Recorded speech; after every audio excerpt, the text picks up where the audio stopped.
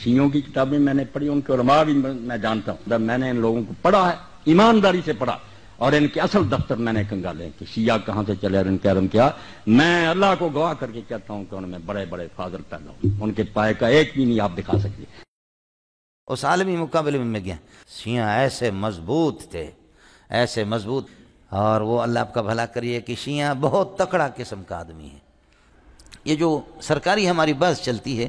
اس میں شیعہ نے بڑا اچھا اعتراض کیا، سمجھ شریف میں ہے کہ نہیں، اور فاضل آدمی ہے اور بہت یعنی قابل، ایران سے فنون کے پڑھے ہوئے ہوتے ہیں، وہ بڑے فاضل لوگ ہوتے ہیں، یہ لوگ پڑھتے ہیں، سمجھے۔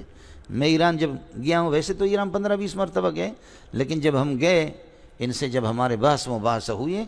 وہ فنون میں بہت پختہ اور مضبوط ہیں، بہت مضبوط ہے، منطق و معقولات میں، سمجھے بھیا، منطق و معقولات میں اور نحو میں بھی بڑے مضبوط ہیں۔ کہ ہمیں حضرت علی نہیں کہنا چاہیے، ہمیں مولا علی کہنا چاہیے، کہ میرے نبی ان کو ہمارا مولا بنا کے گئے۔ ہم سمجھتے ہیں صرف یہ شیعہ کہتے ہیں مولا علی، وہ صحیح کہتے ہیں، من کنت مولاہ فعلی مولاہ۔ پورے عالم اسلام میں صرف شیعہ ایران ایسا نکلا ہے کہ جس نے بادشاہت کا خاتمہ کیا، باقی سعودی عرب میں بادشاہت بیٹھی ہوئی ہے، ڈٹ کر بیٹھی ہوئی ہے، اربوں ڈالر کا ایک ایک محل بنتا ہے ان بادشاہوں کا۔ عالم اسلام میں کوئی تحریک ایسے نہیں اٹھی، یہ اہل تشیع میں ہے، جو بالکل استثنائی بات ہے۔ تو یہ جو ہے واقعہ کربلا نے، اس میں کوئی شک نہیں ہے کہ ایک ایسی مشعل روشن کی ہے جس کو کہ ہر شخص کو دیکھنا چاہیے۔ آپ دعائے کمیل بڑی اہل تشیع کے ہاں یعنی ایک ریناؤنڈ ہے، وہ پڑھ کے دیکھیں، اس طرح کی کوئی دعا توحید سے بھری ہوئی آپ کو اہل سنت کی کتابوں میں نہیں ملے گی۔ نہج البلاغہ میں مولا علی رضی اللہ تعالیٰ عنہ علیہ السلام کے خطبات قرآن کے حوالے سے اور توحید کے حوالے سے پڑھ کے دیکھیں، کمال کے خطبات ہیں، ان میں تو شرک قریب پھٹک ہی نہیں سکتا۔ پھر اصول الکافی جو حدیث کی بنیادی کتاب ہے اہل تشیع کے ہاں، جس طرح ہمارے ہاں صحیح بخاری اور صحیح مسلم ہے،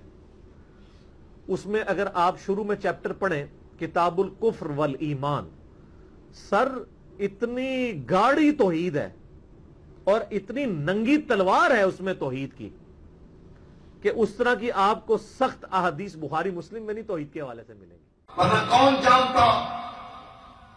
کہ معرفت توحید کیا ہے؟ کس کو خبر ہوتی کہ خدا کیا ہے؟ آپ کتابیں پڑھ کے دیکھیے، ادیان عالم میں کسی مذہب کے راہبر نے توحید پہ خطبے نہیں دیے،